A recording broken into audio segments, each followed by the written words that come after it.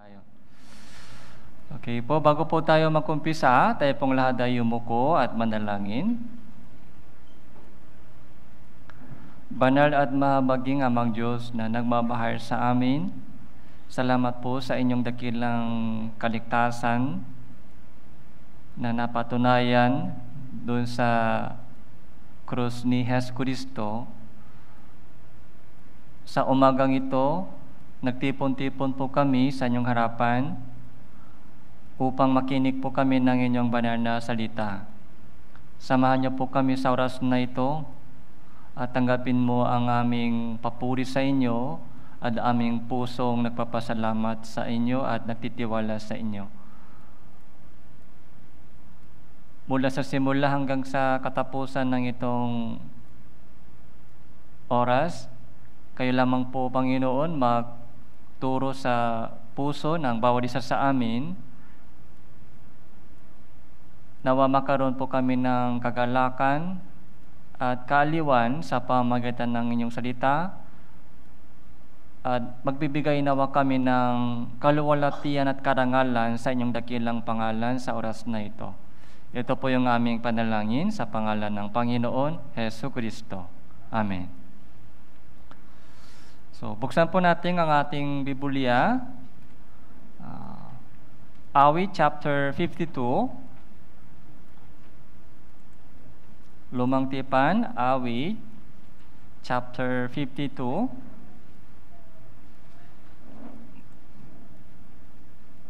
Verse 7 po.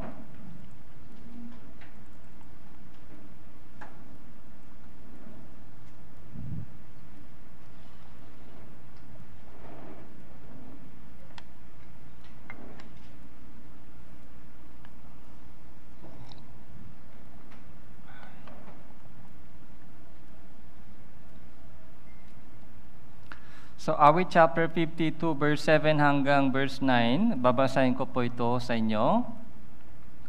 Pagmasdan ninyo ang tao na hindi niya ginawang kalungan ang Diyos, kundi nagtiwala sa kasaganaan ng kanyang mga kayamanan at napakalakas sa kanyang nasa. Unid ako'y gaya ng sariwang punong kahoy ng olibo sa bahay ng Diyos. Nagtitiwala ako sa tapat na pag-ibig ng Diyos magpakailanman. Ako'y magpapasalamat sa inyo magpakailanman sapagkat yun ay inyong ginawa. At ako ay maghihintay sa inyong pangalan sapagkat ito ay mabuti sa harapan ng mga banal. So, yung title po ng message ngayon ay Green Olive Tree in the House of God. Sa Tagalog Bible, punong kahoy ng olibo, sariwang punong kahoy ng olibo sa bahay ng Diyos. Ito po yung topic po natin ngayon. Sariwang punong kahoy ng olibo sa bahay ng Diyos. Alam po natin kung ano po yung bahay ng Diyos. Okay? Ito po ay, doon po sa bahay ng Diyos dapat tumira tayo. Kaya, ang mahalaga po sa ating Christian living ay kung saan po tayo nagstay. Kung nasaan na po tayo sa ating pamumuhay Kristiyano.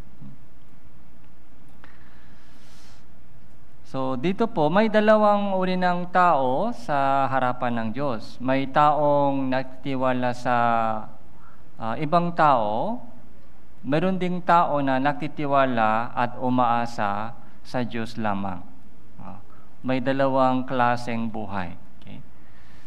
Saan po tayo nagtitiwala at umaasa? Ito po yung pinakamahalagang tanong sa bawat isa sa atin. Saan ako nagtitiwala? Saan ako lumalapit? Saan ako umaasa kapag may problema? Kung walang problema po sa buhay natin, kung walang pagsubok, kung walang pagturusa, so mahirap malaman kung saan tayo lumalapit kapag may problema. Kung sino ang hinahanap natin. Pero kapag may problema po, kapag pagdating po natin sa mga pagsubok sa buhay, so doon po natin nakikita agad kung saan ako nagtitiwala at umasa. Sa tao ba ako umasa o sa Diyos ba ako umasa? Kaya kailangan po natin suriin yung ating sarili. Okay? I-check po natin yung ating sarili kung sino po tayo, kung kanino po tayo nagtitiwala at umasa. Okay? Number 7, pangmasdan ninyo ang tao na hindi niya ginawang kalungan ng Diyos. So, meron pong tao na nagtitiwala sa ibang tao. Kaya hindi niyang ginawang kalungan ang Diyos. Yung kalungan po, ano po yung meaning ng kalungan? So, kalungan, ano po yung meaning? So, sa English Bible, yung strength, yung kalakasan. O pwede po mga poste o pundasyon. So, iba-iba yung mga pwedeng meaning. Hindi niyang ginawang kalungan ng Diyos. Ang tao ang kanilang ginagawang kalungan. Okay? Kundi nagtitiwala sa kasaganaan ng kanyang mga kayamanan at napakalakas sa kanyang nasa. Okay?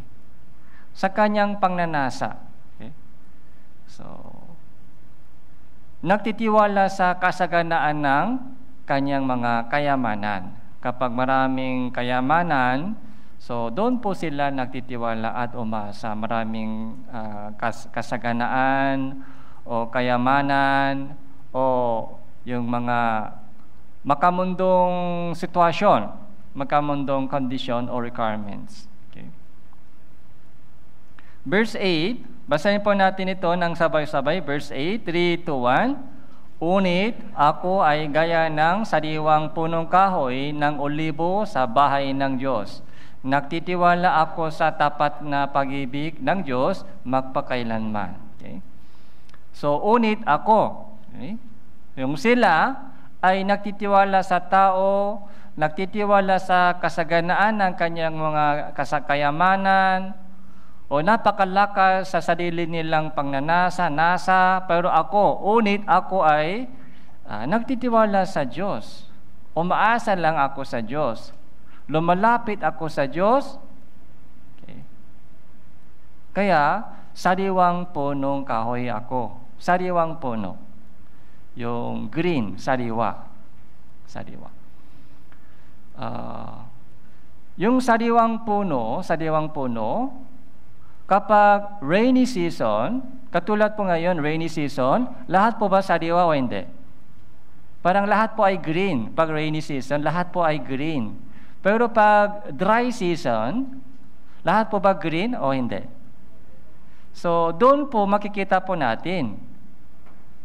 Sa rainy season, mahirap malaman kapag masaga na yung tubig, kung sino bang nagtitiwala sa Diyos o hindi, kung sino ba nagtitiwala sa sariling kayamanan.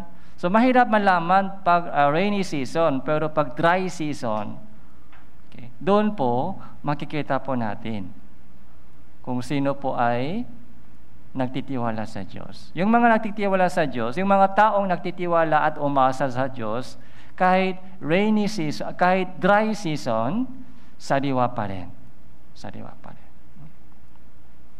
Naintindihan po ba? Kaya, isipin po natin yung ating sarili. Okay?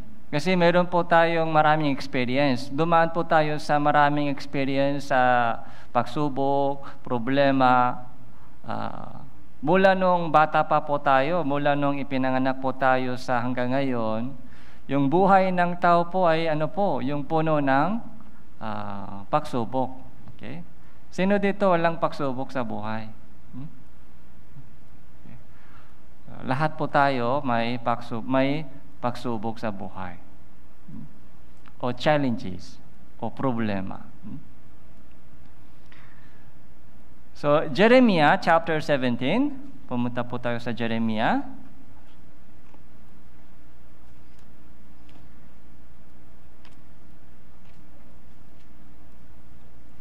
Isaiah, Jeremiah, chapter 17, verse 5.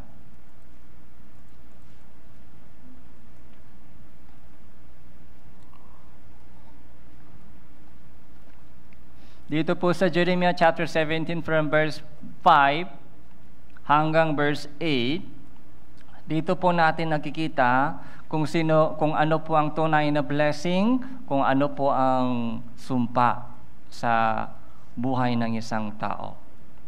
Isipin po natin kung anong klaseng tao ako. Okay? Verse 5, ganito ang sabi ng Panginoon, sumpain ang tao na nagtitiwala sa tao. Ginagawang kalakasan ang laman, ang puso ay lumalayo sa Panginoon. Sino daw sumpa? Walang pera? O may sakit? Yung mga may sakit o mga dukha, sila daw yung sumpa? Hindi po. Kahit walang pera, kahit maraming sakit sa katawan, pero kapag yung kanyang puso ay malapit sa Diyos, yung kanyang puso ay malapit sa Diyos ay sariwang puno. Okay? Yun po yung blessing. Pero yung mga sumpa po, kahit malakas yung katawan, matalino, magandang, gwapo, walang problema, walang kulang sa buhay, sa mundong ito, pero yung puso niya ay malayo sa Diyos. Yung puso niya ay malayo sa Diyos. So, paano natin malaman na malayo ba yung puso ko sa Diyos o hindi?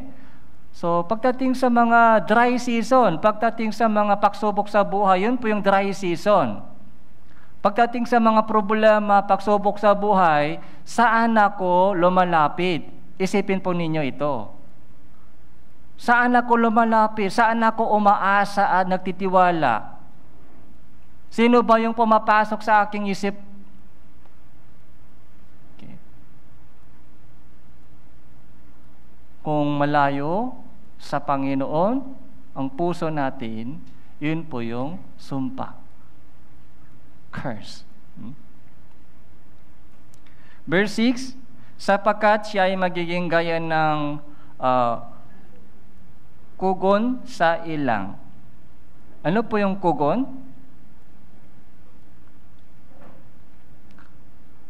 Yung kugon, ano po yung kugon? Damo? Damo, may tinik. Okay. Yung kugon. Yung damo, parang sa ilang, nakikita po natin yung damo, kugon. Okay. Hindi siya sariwang puno. Ito po yung mga ito po yung opposite words ng sariwang puno. Mayroon pong mga sariwang puno, sariwang olibo, sariwang punong kahoy ng olibo. Mayroon din ganitong gaya ng kugon sa ilang. Kugon sa ilang, yung mga damo. Okay, sa ilang. Hindi makakakita ng anumang mabuting darating. Siya ay manirahan sa mga tuyong dako sa ilang. Sa lupang maalat at hindi tinatahanan. So, sariwang puno po ito. Hindi sariwang puno, dry. Tuyong-tuyo lagi, tuyong-tuyo. Pag rainy season, okay lang. Pero kapag konting dry, kung walang maulan, dry agad. Matutuyo agad dahil yung ugat niya ay hindi po tabi ng tubig. Yung ugat niya ay mababaw lang. Yung ugat niya ay umaabot lang sa tao. Tulong ng sa tao. Hindi po umaabot sa Diyos yung ugat. Yung pinaka-ugat po natin, ugat ng ating puso. Saan po ba lumalapit yung ating puso? Yun po yung ugat ng ating puso. Verse 7, ito po yung mga blessed na tao. Verse 7, Basahin po natin, 3, 2, 1. Mapalad ang tao na nagtitiwala sa Diyos at ang pag-aasa ay ang Panginoon. Sino po yung ano po yung blessing? Okay. So, malakas yung katawan, yun po ba yung blessing? Hindi po. Yung sakit o hirap sa buhay, minsan aksidente, yung mga disgrasya na hindi natin inaasahan. So, last week po ay dumaan po sa bansang Pilipinas yung mga bagyo, yung mga habagat, kaya maraming binaha doon po sa mga northern Luzon, saka yung mga ilang Bisaya. Kaya hindi po tuloy sa Mindoro Fellowship ngayon dahil binaha po daw sila, okay, sa nakaraan malakas na ulan. Kaya may namatay po ba sa bansang Pilipinas sa nakaraan na baha? So, meron po. Yung mga mababait po, hindi po namamatay sa baha. Yung mga baha po ay chinecheck po niya, mabait ito o masama, patay muna. O mababait ay exempt muna. Meron pa ba ganang exemption sa baha? Wala. Kahit mabait man o hindi, so hindi mahirap makaiwas ng disgrasya. Yung mga aksidente, yung sakit po ay nangyari, sakit o cancer, nangyari po ba ito sa mga masasamang tao lang? O minsan mabait tao ay nakakasakit pa rin? Nakakasakit pa rin, kahit mababait, kahit ligtas na brothers, sisters. Exempted po ba tayo sa sakit? Hindi po, masakit pa rin, tuhod. So, nandyan pa rin yung diabetes. Nandyan pa rin po yung sugar, mataas pa rin yung BP. Kahit nagpa-pray tayo sa Diyos lagi, sana pagalingin mo ako, Panginoon. Pero, anong sagot ng Diyos? Anong sinabi ng Diyos kay Apostol Pablo? Nung humingi siya ng 3 beses sa Panginoon, sana lumayo sa akin itong tinik sa laman. Anong sinabi ng Diyos sa kanya? Sapat na yun. Sapat na yung biyaya ko sa iyo. Okay? Sapat na yung biyaya ko sa iyo. Ligtas ka na. Okay? Ligtas ka na, handa ka nang humarap sa Diyos. Handa ka na tumawi sa kamatayan. Okay? At buhay pa. Okay? Malakas pa yung katawan. Kahit kulang sa budget, pero yung katawan ay malakas pa. O kahit anumang meron sa atin, sinasabi ng Diyos sa atin, bilangin mo muna yung mga blessing na ibinigay ko sa iyo. Huwag mong bilangin yung mga kulang sa iyo. Yun po yung sinasabi ng Diyos sa ating lagi. Bilangin mo muna yung mga bagay na nasa inyo. Okay? Huwag mong bilangin yung mga bagay na wala sa iyo. Pag tumingin po tayo sa mga kulang sa buhay, ay lagi malungkot. Pero pag tumingin po tayo sa mga blessing na ibinigay ng Diyos sa akin, laging malungkot, masaya. Magpasalamat kayong lagi. Okay? Mag-alala kayong lagi sa lahat ng bagay, magpasalamat kayo. Okay? So, paano po yung mangyari? Ganun din po sa Korea po, last week po ay mga almost 2 weeks po, sobrang lakas po yung ulan sa Korea kaya marami pong namatay. Okay? Landslide, okay? Yung mga calamity o mga disaster sa nature o padami po sa itong panahon dahil ito po yung signs ng last day. Kahit nagpo-pray po tayo sa Panginoon, sana walang ganitong disgrasya, sana walang ganitong calamity sa bansa na sa mundo. Pero anong sinasabi sa Biblia? So yun ang sign of last day. Malapit na yung pagdating ng Panginoong Jesucristo, kaya yung tamang prayer po natin ay, ano po yung tamang prayer? Sana sa ganitong panahon na malapit na yung second coming of Jesus, sana yung mga mahal ko sa buhay ay maligtas. Sana makasama po sila sa rapture para sasama, lilipat. Dadalhin po tayo ng Diyos doon sa walang hanggang kaharian ng Diyos. Sa mundong ito, walang tunay na pag-asa.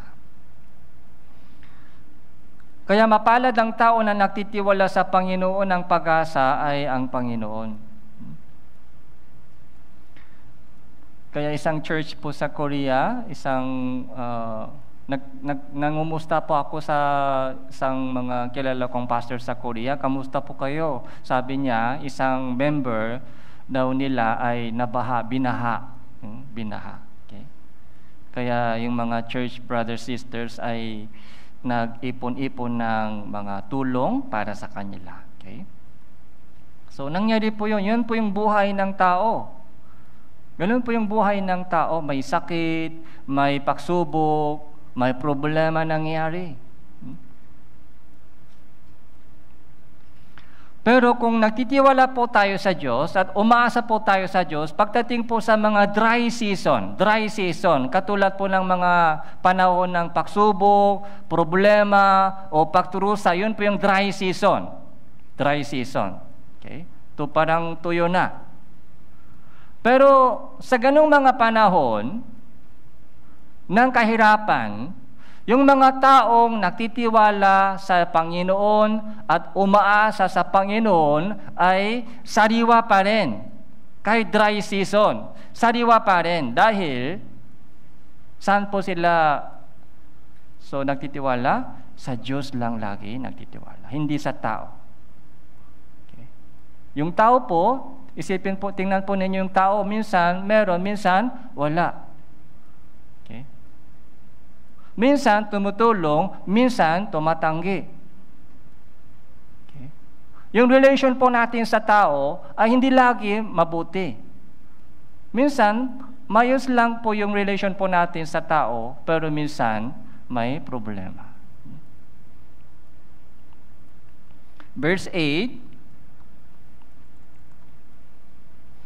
sapagkat siya ay magiging tulad sa punong kahoy na itinanim sa tabi ng tubig, at gumagapang ang mga ugas sa tabi ng batis, hindi natatakot kapag dumarating ang init, sapagkat ang mga dahon nito ay nananatiling sariwa at hindi nababali sa taon ng pagkatuyo, sapagkat hindi ito tumitigil sa pamumunga. Okay. Ganito po yung taong natitiwala sa Diyos, katulad ng punong kahoy na itinanim sa tabi ng tubig. So napakahalaga po yung pwesto po natin. Saan po tayo itinanim? Sa tabi ng tubig ba tayo itinanim? Okay. O sa ilang ba tayo itinanim? Kung itinanim po tayo sa tabi ng tubig, kahit sa panahon ng init, walang takot. Hindi natatakot sa panahon ng init. Dahil yung ugat ay sa tubig, tas tabi ng batis, yung ugat. Yung ugat ay umaabot sa tubig. Konektado pa rin sa tubig, yung ugat. Yung puso po ninyo, saan po umaabot? Saan po konektado?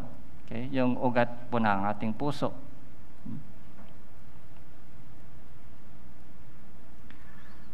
So, verse 8. So, basahin po natin, verse 8, 3, 2, 1. Sapagkat siya ay magiging tulad sa punong kahoy na itinanim sa tabi ng tubig at gumagapang ang mga ugas sa tabi ng batis. At hindi natatakot kapag dumarating ang init, sapagkat ang mga dahon nito ay nananatiling sariwa at hindi nababalisa sa taon ng pagkatuyo, sapagkat hindi ito tumitigil sa pamumuha.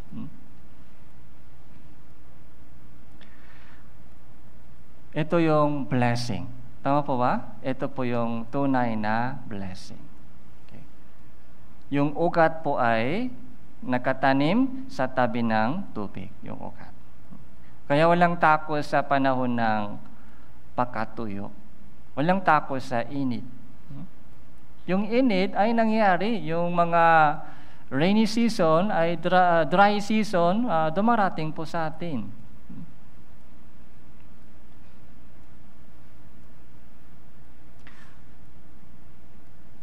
So, pumunta po tayo sa Jeremiah chapter 2.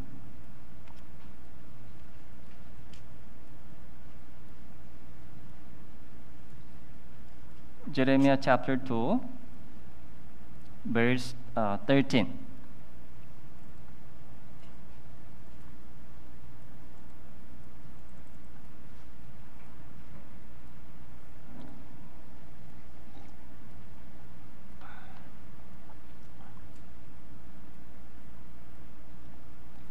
Sapagkat ang bayan ko ay gumawa ng dalawang kasamaan, tinalikuran nila ako, ang bukal ng tubig ng buhay. At gumawa para sa kanila ng mga tipunan ng tubig, ng mga sirang tipunan na hindi malagyan ng tubig. So sinabi po ni Propeta Jeremiah sa mga taong Israel, dahil yung Jeremiah po, yung Propeta Jeremiah ay tinatawag po siya ng propeta ng luha. So dahil yung panahon po ni Jeremiah ay napakasama po yung puso ng mga Israelita.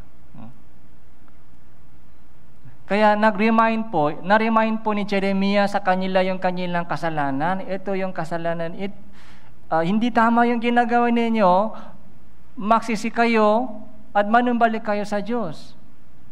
Paparusahan kayo ng Panginoon sa pamamagitan ng ibang mga bansa, malapit na. Yun po yung mensahe po ni Propeta Jeremiah. Kaya ganun po yung sabi po ni Jeremiah, ang bayan ko, Israel, bayan ko ay gumawa ng dalawang kasamaan. Dalawang kasamaan na yung ginawa. Una, tinalikuran nila ako. Sino po yung tinalikuran? Ang Diyos ang kanilang tinalikuran. Ang Diyos ay bukal ng mga tubig na buhay. Bukal ng tubig ng mga buhay. Fountain of living water. Living water. Tinalikuran nila ako. Bakit tinalikuran po ng mga Israelita ang Diyos na isang bukal ng mga tubig na buhay? Dahil hindi po nila kilala ang Diyos. Hindi po nila kilala ang Diyos, kaya pagdating sa mga dry season, tumalikod po sila agad. Tumalikod. Sa panahon po ni Hesus Kristo, gumawa po siya ng isang malaking himala. Pinakain po ni Jesus ang 5,000 tao sa pamamagitan ng 2 isda at 5 tinapay. Nung nabusog na po sila, masaya, maraming tao po ay nanatili sa paligid ni Jesus. Pero kinabukasan po, nung nagturo si Jesus sa kanila patungkol sa salvation, buhay na walang hanggan, so, ano po yung ginawa ng mga tao?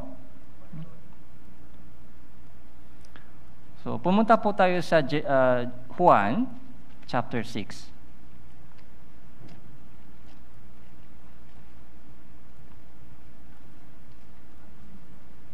Verse 66.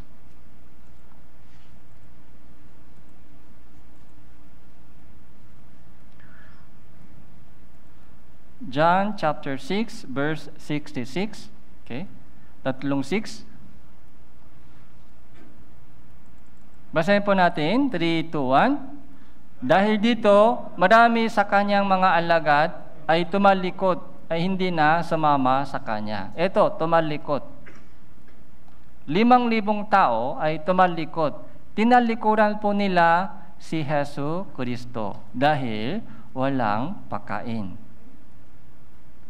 Okay? Dahil puro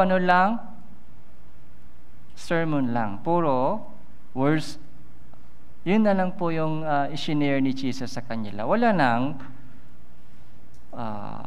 pagkain. Ganito po yung nangyari sa ating panahon. Ang hinahanap po ng maraming tao kay Jesus, ang hinahanap ng maraming tao sa Diyos ay material na blessing. Pag binigyan sila ng material na blessing, so sumasama po sila. Pero pagdating sa dry season, okay? Ano po yung dry season? Yung testing, yung pagsubok, gutom, sakit, hirap. Yun po yung dry season. Pagdating po sa mga dry season, tumatalikod po sila. Tumatalikod. Yung kanilang ugat po ay wala sa Diyos, kundi sa tao. Sa tao lang nagtitiwala, sa tao lang umaasa. Kaya dahil sa tao nagche-church, kaya dahil sa tao ay umaalis sa church. Yun po yung isang nakakalungkot na bagay. Nalulungkot po ako kapag nakikita ko po yung mga kapatiran ay umaalis sa church dahil sa tao. Dahil sa tao. Natampo daw sila, nasaktan daw sila, kaya ayaw daw nila mag-church dahil sa tao. Kaya sinasabi ko sa inyo lagi, yung mga nag-church ngayon dahil sa tao, ay darating po yung araw na alis po kayo sa church dahil sa tao. Yun po yung for sure na mangyari. Yung mga membro na nag-church dahil sa tao, aalis po sila sa church dahil sa tao. Dahil makakaroon po ng problema dahil sa tao. Pero yung mga kapatiran na nag-church dahil sa Diyos, nagtitiwala sila sa Diyos lamang, umaasa lang po sila sa Diyos lamang. Yung mga nag-church dahil sa Diyos, dahil sa salita ng Diyos, hindi sila alis sa church. Dahil sa tunay na iglesia, meron pong words of God. Kaya sabi po dito, verse 67, kaya sinabi ni Jesus sa 12, ibig din ba ninyo umalis? 5,000 ay tumalikod na, hindi na sumama kay Jesus. Pero yung 12, yung tanong po ni Jesus sa kanila, kayo din, ibig din ba ninyo umalis? Verse 68, basahin po natin ito, 3, 2, 1. Sumagot sa kanya si Simon Pedro, Panginoon, kanino kami pupunta? Ikaw ang may mga salita ng buhay na walang hanggan.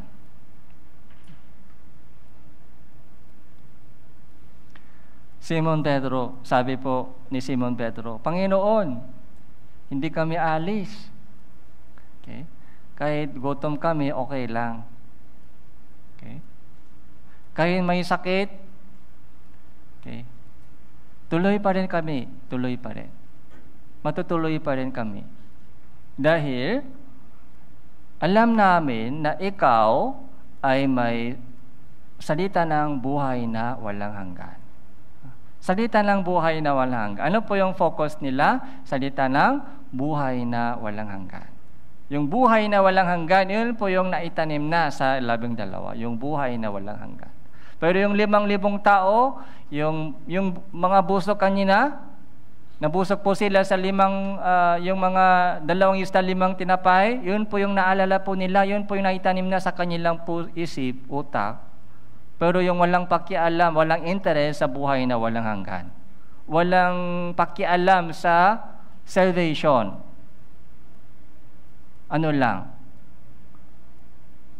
Makamundong material na blessing. Pero yung kanilang puso ay malapit sa Diyos o malayo sa Diyos? Malayo sa Diyos. Okay? Sumpa po yun, sumpa. Sumpa. Kaya yung mga kapatiran po dito, saan po tayo mas malapit? Sa Diyos ba tayo malapit? O sa salibutan po tayo malapit? Saan po tayo tumatakbo kapag sa panahon ng pagkatuyo? Nasaan po ba yung ugat natin? Yung ugat po ay mahalaga.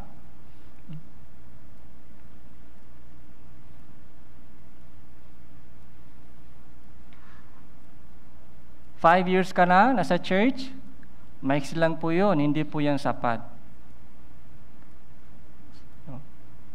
Mga 3 years ka na nasa church, o 10 years ka na nasa church, parang matagal na, pero sa paningin ng Diyos, maiksi pa rin. Okay? Pagdating sa panahon ng pagsubok. Okay?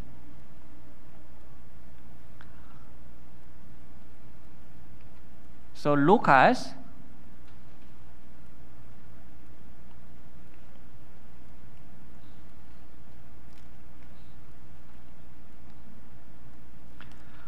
Matthew chapter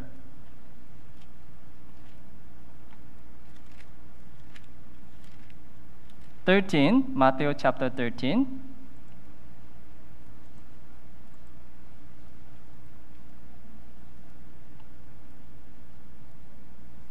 Verse 20. Matthew chapter 13, verse 20.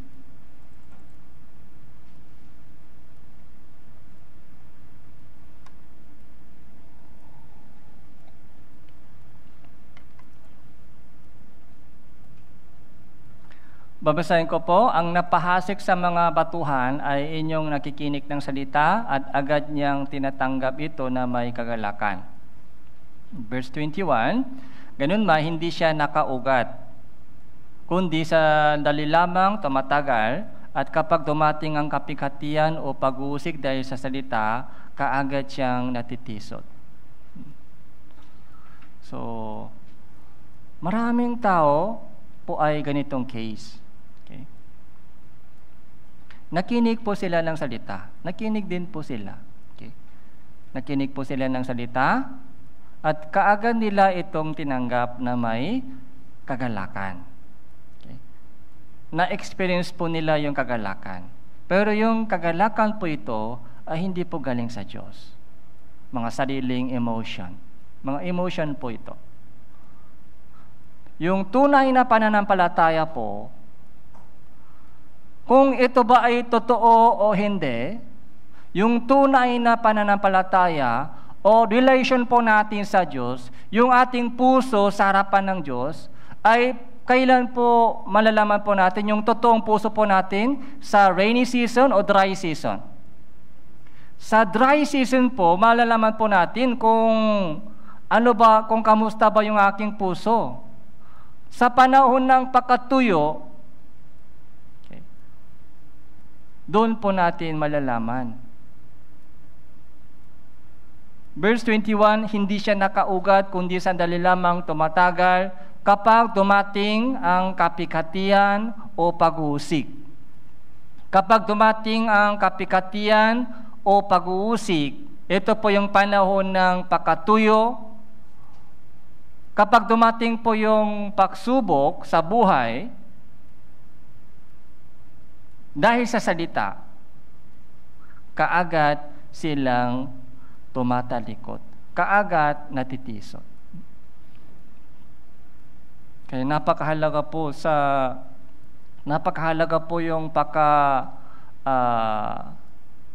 yung pagsusuri sa sarili. Napakahalaga po yung pagsusuri sa sarili. Lagi po kailangan po natin suriin po yung ating sarili kung nasaan ba yung aking ugat. Sa tao ba ako umaasa? Okay? O sa Diyos ba ako umaasa? Yun po yung ugat natin. Napakahalaga po yung ugat. Kapag hindi nakaugat sa salita ng Diyos, kapag hindi nakaugat sa Diyos yung ating pananampalataya, so maaari po sandaling panahon masaya, maaari po sandaling panahon may kagalakan, pero hindi po siya tumatagal. After 5 years, minsan po after 10 years. Okay? So balik po tayo sa Jeremiah chapter 3. chapter 2, Jeremiah chapter 2.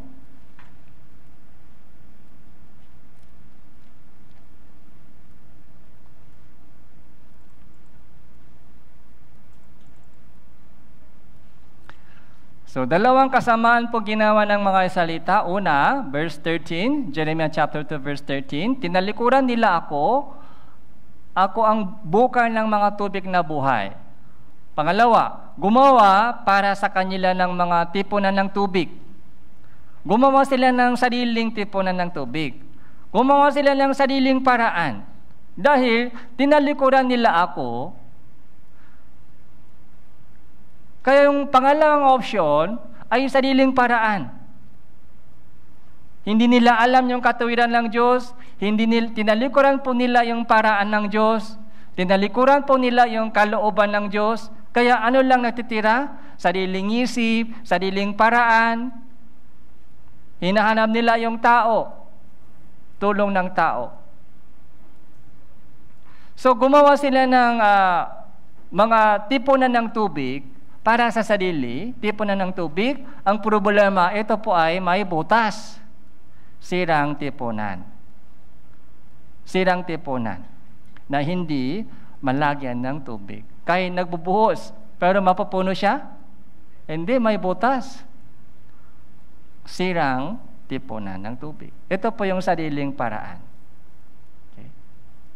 Dry pa rin, dry. Parang masaya ng konti, pero dry pa rin. Palungkot pa rin. Dry pa rin.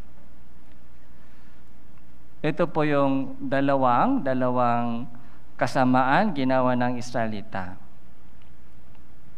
Verse 19 po, verse 19.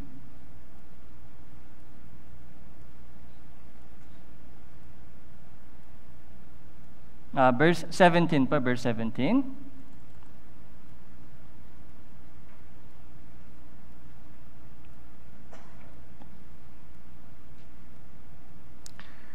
Hindi ba ikaw na rin ang nagdala nito sa inyong sarili?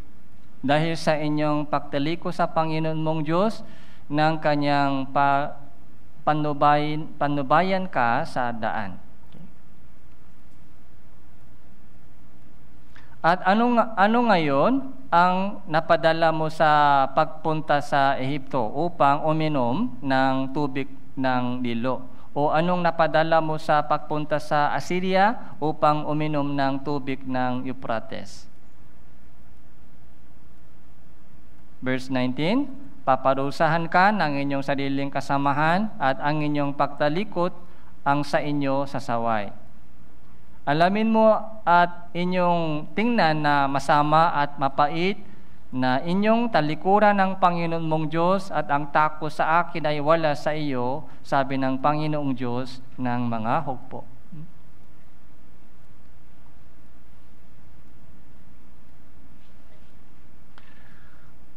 So, ano ngayon ang napadala mo sa pagpunta sa Ehipto? Okay?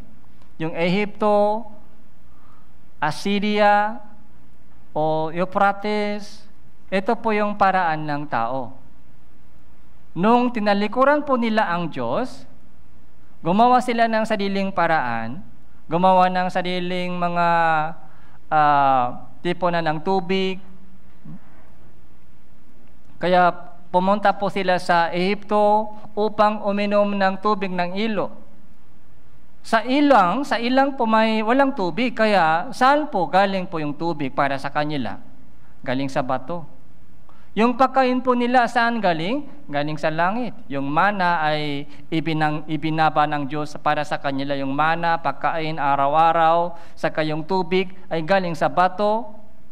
Yung mga sapatos nila hindi na naluluma.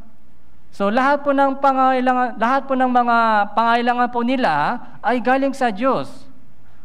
Yun po yung experience po nila sa ilang 40 years. Pero nung tumaliko po sila sa Panginoon, gumawa sila ng sariling paraan. Kaya verse 19, alamin mo na alamin mo at inyong tingnan na masama at mapait na inyong talikuran ng Panginoon mong Diyos, ang takot sa akin ay wala sa iyo. Yung pagtalikod sa Diyos at walang takot sa Panginoon, yun po yung masama, tapos yun po yung mapait. Mapait po, meaning malungkot tayo, nahirapan. Hindi lamang masama po yun. Pag tumalikod po tayo sa Panginoon at gumawa ng sariling paraan, masama. Pero hindi lamang po masama. Nahirapan po tayo doon. Kapag gumagawa tayo ng sariling paraan, gumagawa ng mga sariling paraan, sariling pagkain, mga inumain, okay? Pagod. Yung mapait po dito, meaning, mapait, pagod tayo, pagod. Pagod po tayo sa paggawa ng sariling tipunan ng tubig. Tapos yung sirang tipunan, kaya pagod, lagi, buhos. Pero may butas pa rin, kaya mahirap punuin po yan, kaya walang saya, mahirap, malungkot tayo. Kaya yun po yung meaning ng mapait. Alamin mo at inyong tingnan na masama at mapait na inyong talikuran ng Panginoon mong Diyos. Okay? So, ano po yung lesson po tayo dito? Anong application? Yung pagtalikod sa Diyos, ano pong application po sa atin? So, pag-ali sa church, yung pagtalikod sa church, yun po yung pagtalikod sa Panginoon.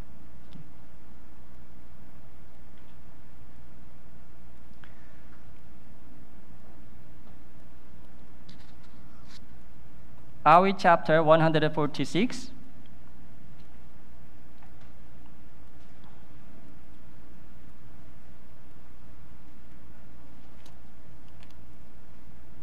Awit 146.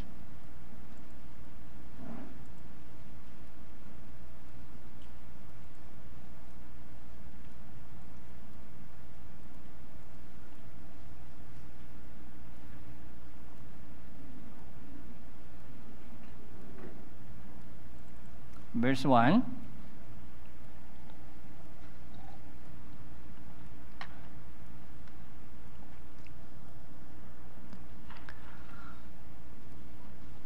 Purihin ang Panginoon, purihin mo ang Panginoon o kaluluwa ko. Pupurihin ko ang Panginoon habang ako ay nabubuhay. Ako'y aawit ng mga papuri sa aking Diyos habang ako ay may buhay. So habang buhay pa tayo, ano ang dapat gawin? Papuri sa Diyos. Papuri. Kaya napakahalaga po yung pagpupuri sa Diyos. Kaya meron po tayong mga graceful hymnal. Okay? Yan po yung mga lyrics. Yung maganda po yung lyrics, di ba? Yung lyrics po sa mga hymnal ay gospel, ay yung ating testimony. Okay? So, blessed assurance, Jesus is mine. Oh, what a foretaste of glory divine. Okay. Heir of salvation, purchase of God.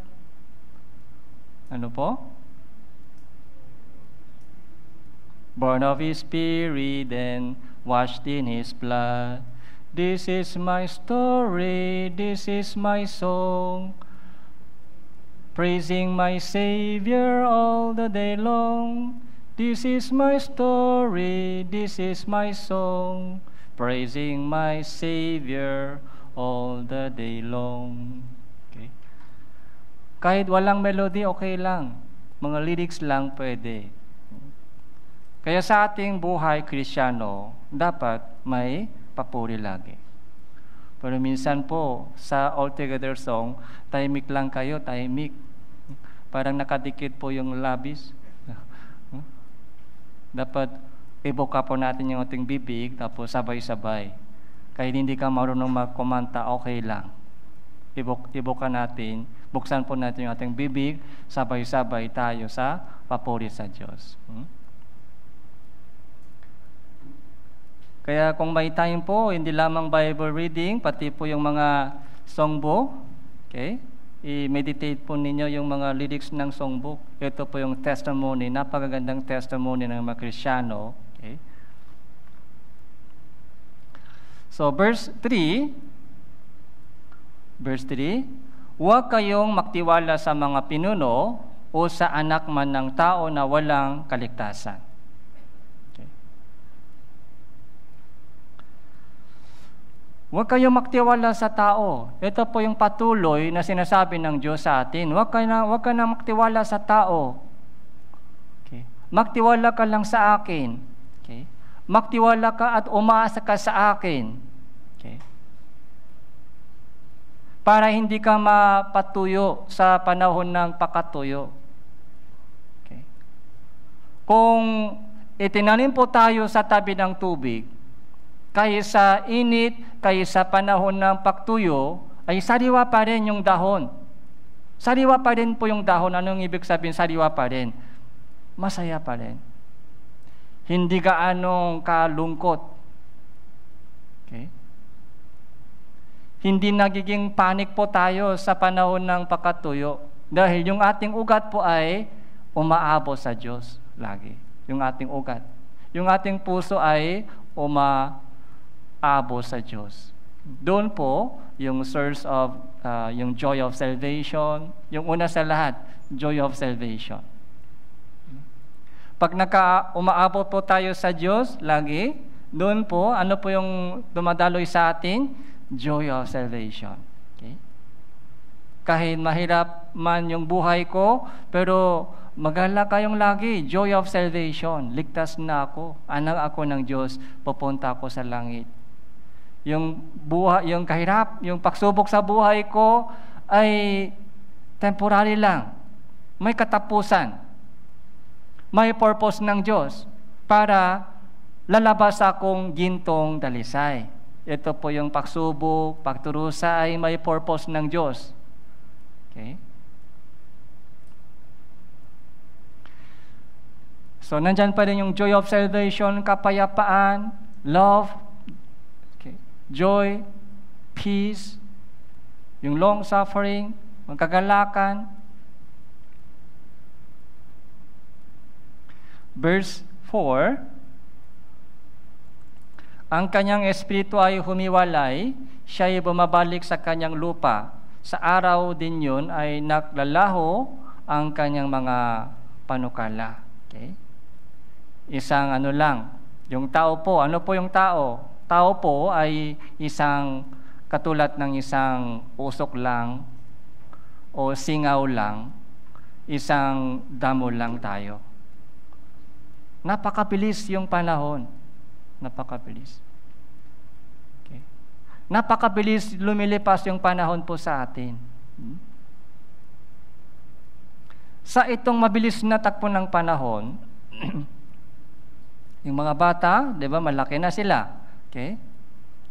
Yung mga bata, mabilis lumalaki. Okay? Pag nakikita po natin yung mga bata, doon po natin naramdaman po yung bilis ng panahon. Okay? Bilis ng panahon. So, mabilis po yung takbo ng panahon. Isang damol lang tayo. Yung kaluwalhatian po sa buhay po natin, isang katulad ng bulaklak ng damo. Parang isang usok lang tayo. Isang singaw lang tayo, pero napakaraming plano sa atin. Kahit isang singaw lang buhay natin, yung singaw lang, usok lang, pero yung plano, maraming plano. Ganitong gagawin ko, ganitong gagawin ko, ganitong gagawin ko. Samantalang, walang pakialam sa kalooban ng Diyos. Yung kalooban ng Diyos, ano po? Nananatili magpakailanman. Yun po yung pinakamabuting plano para sa atin. Yun dapat malaman, yun dapat hanapin po natin at unahin po natin, yun dapat matupad po sa ating buhay. Yung maluwalhating kalooban niya ay nawa matupad po sa akin. So, verse 5, pasahin po natin ito, verse 5, 3, 2, 1. Maligaya siya na ang saklolo ay ang Diyos ni Jacob, na ang pag-asa ay nasa Panginoon niyang Diyos. Okay. Mapalat, maligaya, the same. Maligaya. Maligaya siya, masaya, maligaya siya. Happy. Happy is he who has the God of Jacob for his help, whose hope is in the Lord his God. Sino po yung happy? Sino po yung happy?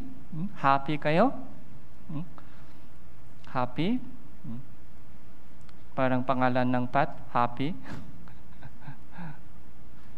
Yung maligaya tayo.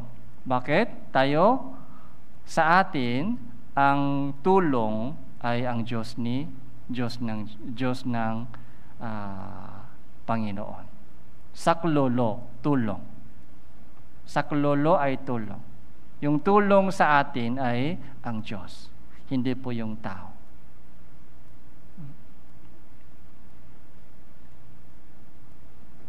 Pag-asa ay nasa Panginoon. Pag-asa ay nasa Panginoon, yung tulong ay galing sa Diyos.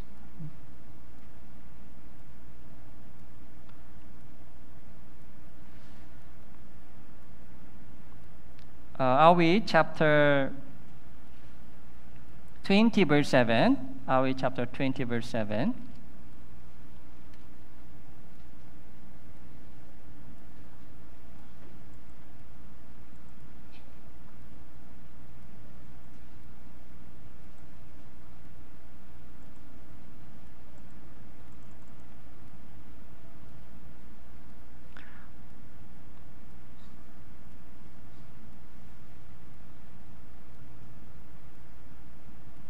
Seven and 8, Awit chapter 20 verse 7 and 8. Basahin po natin ito, 3, 2, 1. Ipinagmamalaki ng ilan ang mga karuwahe at ang iba ay ang mga kabayo, unit ipinagmamalaki namin ang pangalan ng Panginoon naming Diyos. Sila ay mabubuhal at guguho, unit kami ay titindig at matuwid na tatayo. So, ipinagmamalaki ng ilan ang mga karuwahe, sasakyan. O kayamanan nila, kaya karuwahe, ang iba ay ang mga kabayo, kayamanan. Unit, ipinagmamalaki namin ang pangalan ng Panginoon naming Diyos. Ipinagmamalaki namin. Kilala ko siya.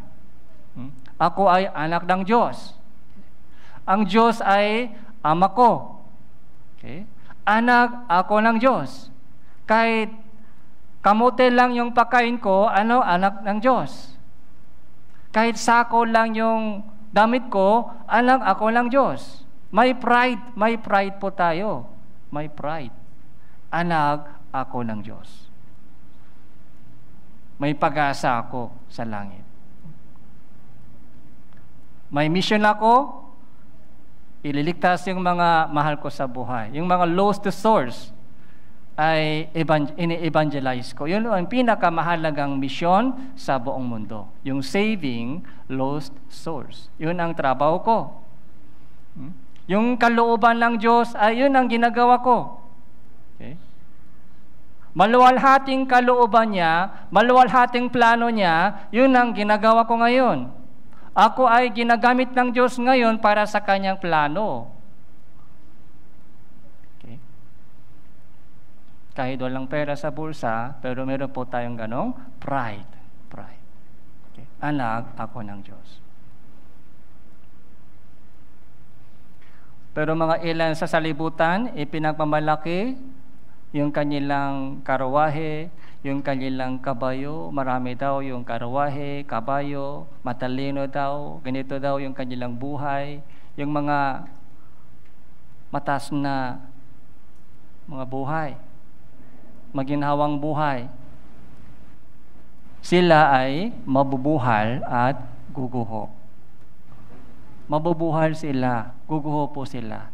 Pero yung mga taong nagtitiwala sa Panginoon at umaasa sa Diyos, ay titindig at matuwid na tatayo.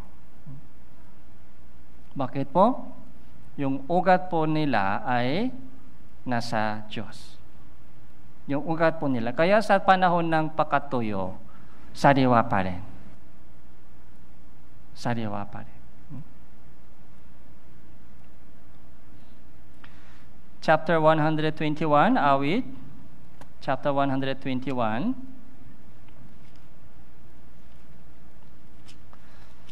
Verse 1.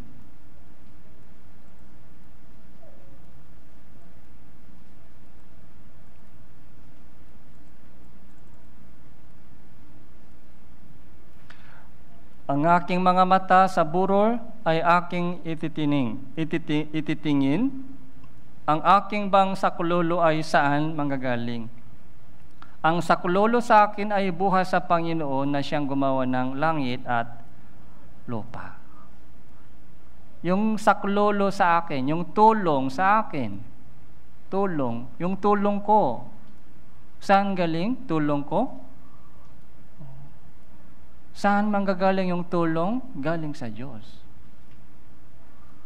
Kung ito po ay, kung naniniwala po tayo ng tapat, yung tulong ko, saklolo ko ay ang Diyos. Okay? Hindi yung tao. Saklolo ko ay ang Diyos, hindi yung tao.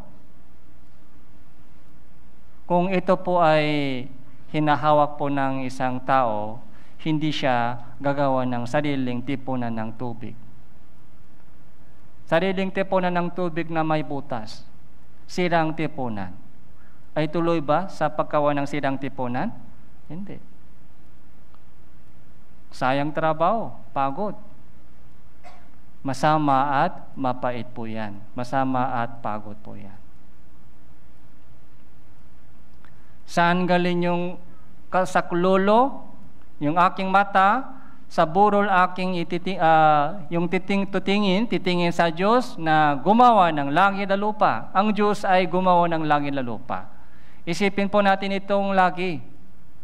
Ang Diyos na ating pinaniniwalaan, yung Diyos na ating pinaglilingkuran, ay isang Diyos na lumikha sa mundong ito. Creator po siya. Lumikha siya sa mundong ito. Makapangyarihang Diyos. Okay? Makapangyarihang Diyos. Yun po yung pinaniwalaan po natin ng Diyos. May power. Okay? Alam niya lahat. Napakaganda po yung kanyang plano niya sa akin. Siya po yung ating pinaglilingkuran.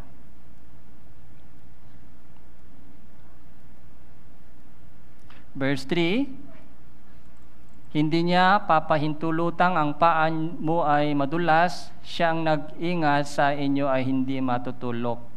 Siya ay nag-iingat ng Israel, hindi iidlip ni matutulok man.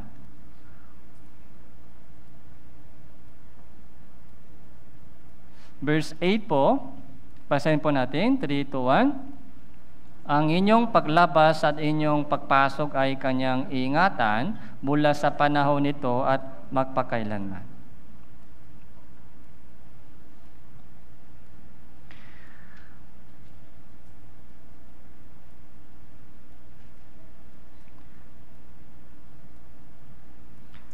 Kaya punta po tayo sa Juan chapter 15 verse 4.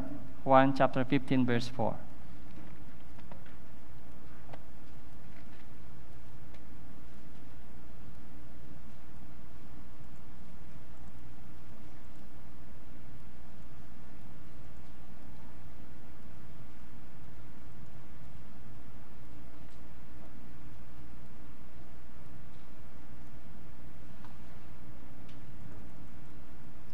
So verse 4, magmula verse 4, babasahin ko po. Kayo ay manatili sa akin at ako ay sa inyo, gaya ng sanga na hindi magbubunga buha sa kanyang sarili, maliban nakakabit sa puno. Ganun din naman kayo, maliban kayo ay manatili sa akin. Ako ang puno ng ubas, kayo ang mga sanga. Ang nananatili sa akin at ako ay sa kanya, siyang nagbubunga ng marami. sapagkat kung kayo'y hiwalay sa akin, ay wala kayong magagawa.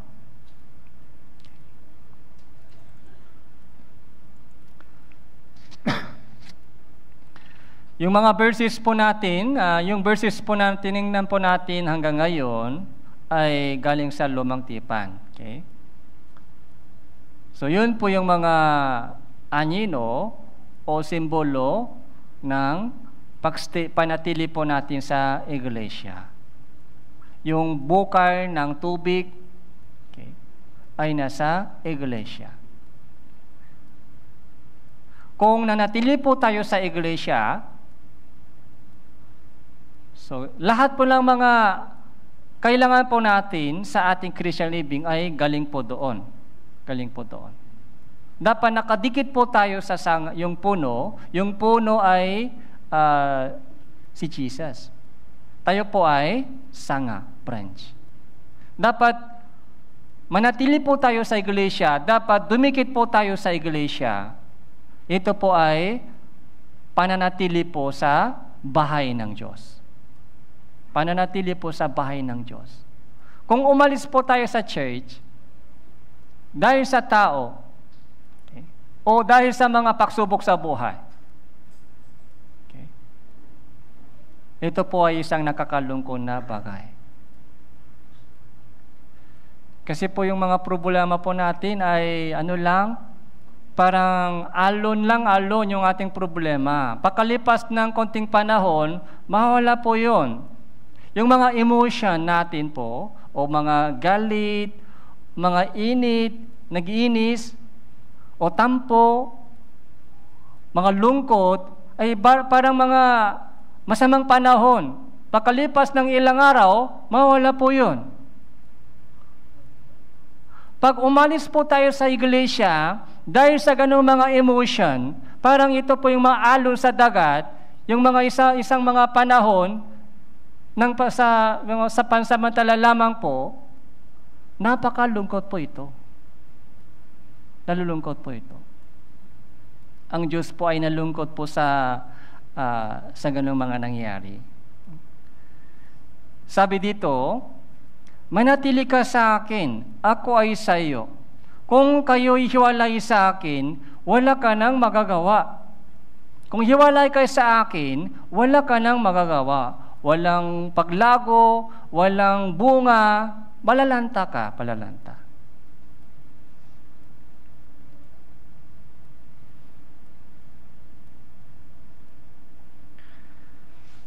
Balik po tayo sa yung main text po natin, Awit chapter 52.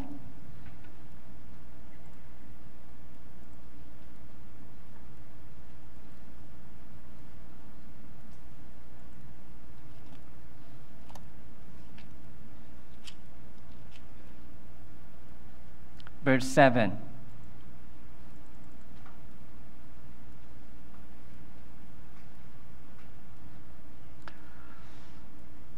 Pangmasdan ninyo ang tao na hindi niya ginawang kalungan ang Diyos, kundi nagtiwala sa kasaganaan ng kanyang mga kayamanan at napakalakas sa kanyang nasa. Unit ako ay gaya ng sariwang punong kahoy ng olibo sa bahay ng Diyos. Nagtitiwala ako sa tapat na pag-ibig ng Diyos magpakailanman. So, saan po tayo nagtitiwala? Nagtitiwala po tayo sa tapat na pag-ibig ng Diyos. Yung tapat na pag-ibig ng Diyos ay hindi pa bago-bago, nandyan pa rin lagi.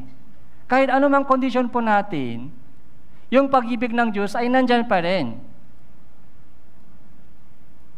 So, unconditional pag-ibig ng Diyos, walang hanggang pag-ibig ng Diyos, ay nandyan pa rin lagi na naghihintay po sa atin, naghihintay sa atin. Yan po yung tapat na pag-ibig.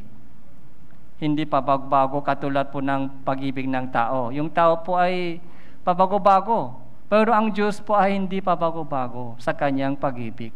Lagi siya naghintay sa akin, at nagbabantay sa atin, nag-iingat po sa atin. Pero tao lang, pabago-bago yung tao, yung ating emotion, yung ating mga isip, pabago-bago yung ating takbo ng isip. Kaya wag po tayo mag-focus doon sa mga tao, sa Biblia, sa salita ng Diyos, sa kanyang tapat na pag-ibig. Doon po tayo tumitingin. Kahit nagagalit po sila sa akin, okay lang, ang Diyos ay nagagalit sa akin. Hindi po siya nagagalit sa akin. Naghintay pa rin po siya sa akin. Naghintay. Yung kanyang tapat na pag-ibig na napatunayan doon sa cross ni Hesus Kristo, dumanak po yung kanyang dugo, banal na dugo. Pagtanak po ng kanyang banal na dugo, dugo ni Jesus, yun po yung mga ebidensya ng kanyang tapat na pag-ibig. Yung dugo ni Jesus na dumanak doon sa cross sa Kalbaryo ay hanggang ngayon nagsasalita po sa atin, nagpapatuto po sa atin patungkol sa kanyang tapat na pag-ibig. Minamahal ka ng Diyos, hinihintay ka ng Diyos, manumbalik ka sa Diyos. Okay. Minamahal ka rin pa ng Diyos. Tapat na pag-ibig, yun po ang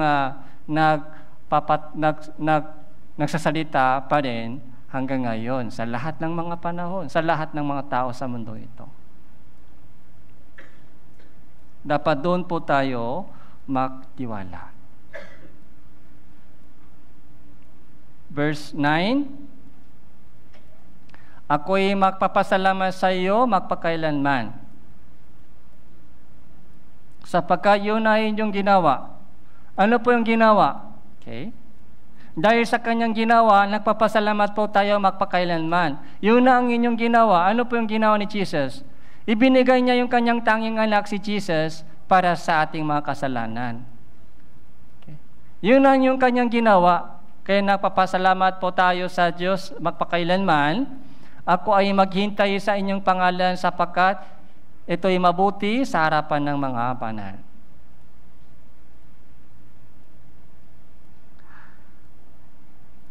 Kaya ngayon po,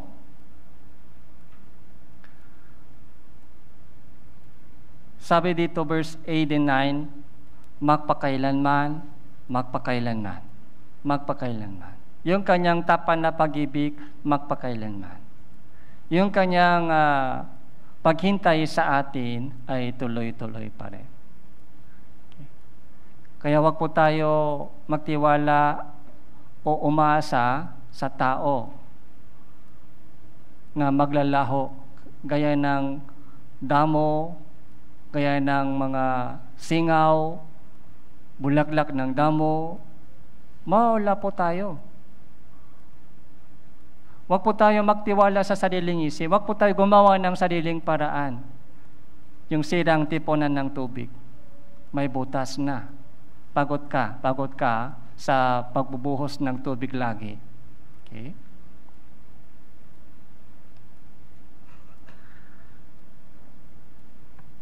Kaya bumalik po tayo sa tunay na bukal ng tubig na buhay. Okay? Doon po, magpahinga po tayo.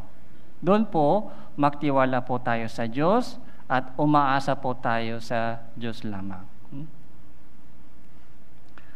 Okay po, hanggang dito lang po, manalangin po tayo.